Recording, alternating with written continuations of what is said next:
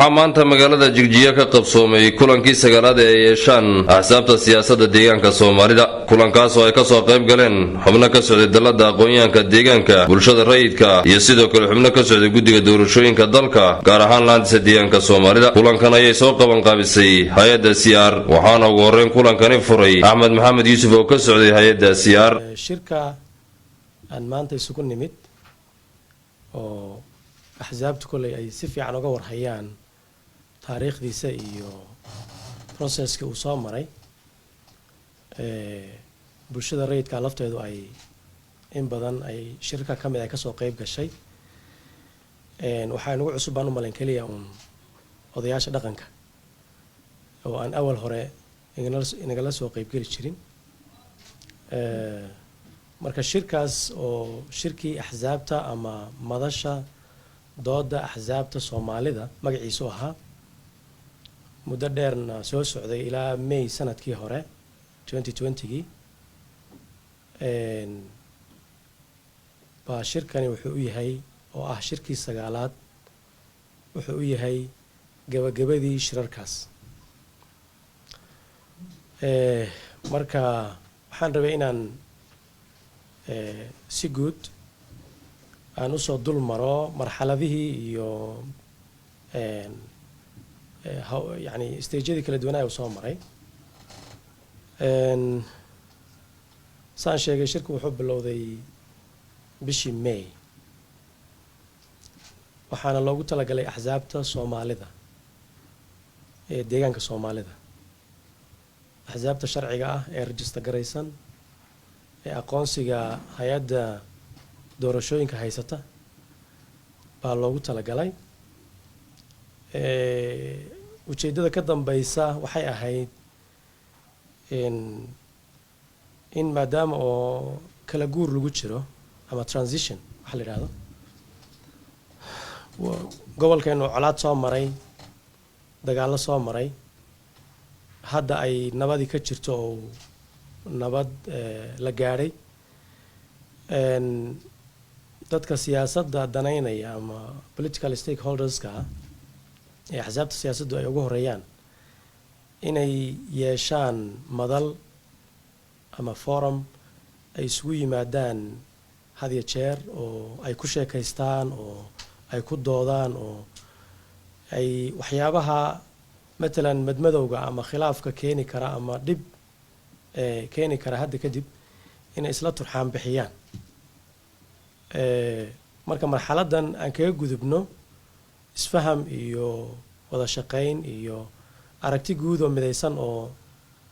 danta Soomaalida ah. waxaa sidoo kale isaguna madasha ka hadlay Suldaan Xasan Maxamed oo isna ka socday guddiga doorashooyinka dalka Itoobiya, gaar ahaan laanta deegaanka Soomaalida. sidaan wada ogsoonahay xisbi kasta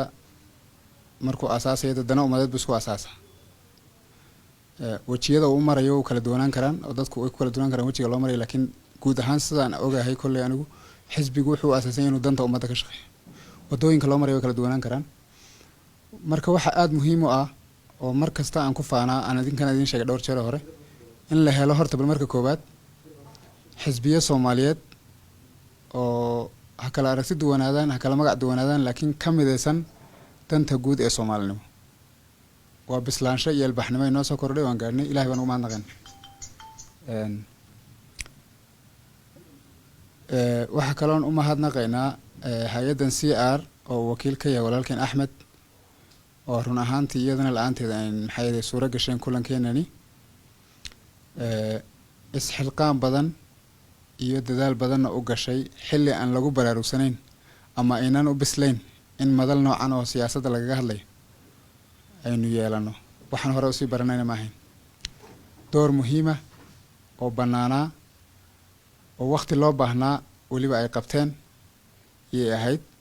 waan uga mahadnaqaynaa, waanan ka sugaynaa wareegidda hadda aan kala wareegayna. anagu maanta waan la wareegaynaa madasha hogaaminteeda, maadaama sharciyan had kadib inayn anagu hogaamin ay tahay. laakiin abaabulkii iyo garabsiintii iyo taakulaynta way sii wadayaan. waan ka wada hadalay xisbiyada laftooda, hadday noqoto xafiis iyo hadday noqoto qalabba qaabkii looga taageeri lahaa, iyadana waan ka wada hadalay oo si gaaraan uga sheekaysanay. marka madashu wixii maanta ka dambeeya xafiiska doorashooyinka hogaamin doona deegaanka Soomaalida waan ogahay shakhsiyaad idinka kamidana waan ka wada hadlaynay tabashooyin badan oo xafiiska laftiisa laga tirsanaya ay jiraan cadaani hirmoogaha ugu horeeyo cabdinuur shakhsiyaad aan si gaar ah u wada hadlay jiraan waxaan idinku bishaareynayaa horta tamarteenu haba yaraatee laakiin wixii hadda ka dambeeya dood kasta oo aan qabanayno in ajandayowgeedana aynu isla meel dhigayno idinka fikirka waliba idinka qaadayno wixii ajandaan ka dhigayno maadaama baahida asaasiga idinku xaqiina ay ka imanayso annagu hogaaminta ma leenahay laakiin ajanda kasta oo had kadib aynu ka hadlayno idinka xaqiinu ka imani waynu isla qaadan markaan falanqeyno kadib waynaynu ansixinaynaa taas waan idinku bishaareynaya tabashooyin badan baa jira tabashooyinka markaa inagu wixii deegaan ahaan aan u xallin karnana inkastoo aad u jeclaa qoladan PPdu inay joogto oon hadda muuqanin maadaama ay taladii deegaanka hayaan si kastaba ahaatee haddana wixii deegaan ahaan inagu xidhanna innagaa xallisani ama ceeb ha noqoto ama canaane waynu wada leenahay ceebtaan inagu leenahay xafiis ahaan waynu xisbiyaduna way leeyihiin ceebta xisbiyadu leeyihiin waynu wada leenahay wixii Soomaalinimo aynu ku xallisan karna waynu xallisani ama hab dhaqanan ku xallisana ama hab sharci aan ku xallisana wixii inaga awood bataa ama dawladnimo markaa u baahda ama dawladda dhaxaba aynu uga baahnana wadadii aynu u mari lahayn baynu ka tashaniyo marka haddii xafiiskayga in loo mara ay tahayna xafiiskayga markaynu wixii isla qaadnay kadib gudbini haddii in xisbiyada loo mara ay tahayna xisbiyadu iyaga toos u taasna marka waa saas intaasi kadib waxaa ka soo qaybgalayaashu madasha kaga doodeen arrimo dhowr ah iyagoo qodob kasta dul istaagayay falanqeynayna in tartamayaasha ama murashaxiinta in la gudbiyo yaa dhow dokumentiyadii iyo foomamkii iyo wixiina weli ma iman marka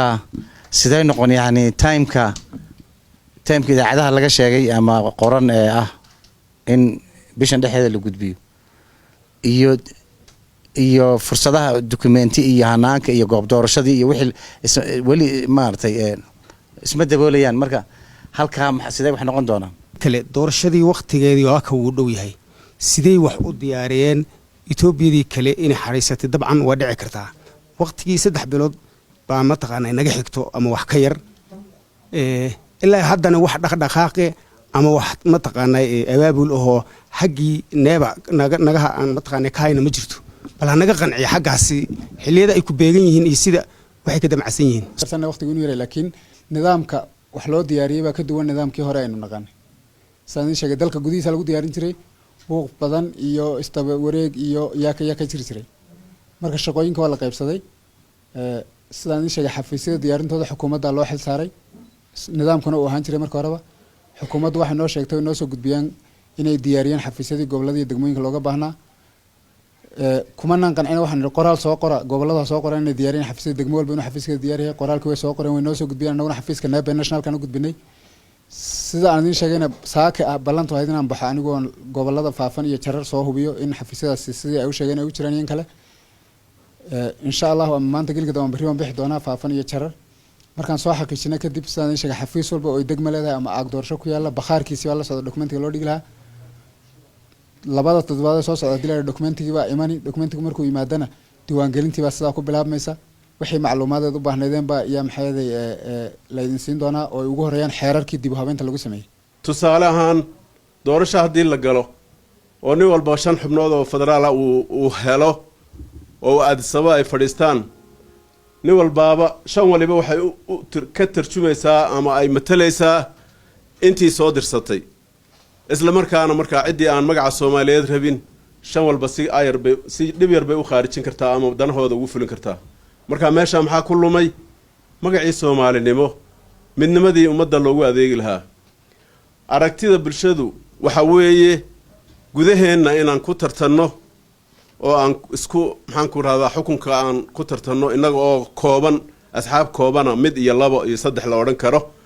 laakiin marka Addis Ababa loo kacayo oo federaalka loo kacayo hal magac oo Soomaaliyeed in lagu aado Addis Ababa oo ay ka tarjumayaan baahida ummadan iyo dareenka ummadan ay intaas ka tarjumayaan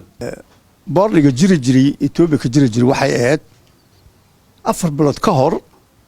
in qoraalu soo gudbiyo axsaabta halkaas laga la socdo dad jil isku sharxaa jirta dad ururo ka socdaa jirtay saas macnaha loo keeno hadda waxaan hayno oo qoraal ah ma jirto hadal aan ka ahayn hadalna hadii wax qiimo u leeyahay ma laha waxaanu sheegaynaa guddoomiyaha doorashooyinka halkan nala joogo wakiilkan dhaho ma hadda guddoomiyahu noo yahay wakiilka ka joogo in arrintaasi wax laga qabto sida idaacadinka maqlayni iyo sida hadda wax u socdaane waa laba kala fog waaye waxyaabaha ugu muhiimsan laakiin waxaan isleeyahay waa dhowr qodob. qodobka koowaad qaab socodka siduu duqu sheegay ama xisbiga SUB uu sheegay ilaa hadda gaab baa jiro waqtigiina waa yar yahay. taas waxaan isleeyahay bal inaan wadar ahaan u saxno, yani idinka kaliya nagu dhaliilin, wadar ahaan inaan u saxno. labo waxay ii muuqataa oo kaleeto leh haddiiba dib u habayn la sameeyey axsaabtii saan hadda ka warhayno dad baa gudbiyey, waa la qoray, waa dharaftigii waa la sameeyey. waxa soo socday dib u hab loo habeeyena lama fahmin weli ilaa hadda. marka sidee baan isku waafajin doonaa? waa la gudbiyey oo dharaftigii hore waa la sameeyey ama qaybtii hore hordhaca waa la sameeyey. waxa dib loo habeeyeyna sidee buu noqon doonaa? qodobka saddexaad waxaan isleeyahay haddiiba xafiisyadii la furay sidee buu managementigoodu noqon doonaa? ma waxay noqonaysaa naabi iyo xukuumaddu keliya inay tacaamulaan, mise waxay noqon doontaa together inaan samayno oo wadar ahaan loo maamulo? ilaha ay soo jeedeen xaaji Cabaas iyo Cabdinuur waa dhaliil guud oo jirta. wixii dhaliila jirana de wax la dafir kara wax la qaadanayo way sideena u qaadani. si guudna xafiiska guud waynu u gudbinaynaayo waa inta badan cududu iyo waxa weeyaan xafiiskaas ay ku xiran tahay, laakiin dhaliil ahaan sideedan u qaadana waan gudbinaynaa. hal su'aalo Cabdinuur anu maana inuu khalad fahmay. waxa dib u habeynta lagu sameeyay xisbiyadu processkoodii sharciga ah way mareen. intiina meesha fadhidana hadda waa in shahaadadii sharciga ah haystaan inta badan de aan ognahay. waxa dib u habeynta lagu sameeyay waxa weeye xeerka doorashada ee jiray yaa dib u habeyn lagu sameeyay. xeerar badan oo doorashooyinka baa jira: xeerka diiwaangelinta musharaxiinta, xeerka diiwaangelinta doortayaasha, xeerka anshaxa maxayade xisbiyada, xeerka anshaxa saxaafadda, xeerka maxayga intaasoo xeerba dib u habeyn lagu sameeyo doorashada ku saabsan. dhammaan iyagoo maxayade daabacan yaa waxay la socdaan dokumentigan aan hadda ka warramaynay iman doono gobolada iyo degmooyinka. geed socodku saan idin sheegay waa sidaas, way dareenkaas uu jiraa in macnihii arrintu sidii hore loo bartay ayna ahayn, laakiin kolley jadwalka wad haysaan haddii aydan haynin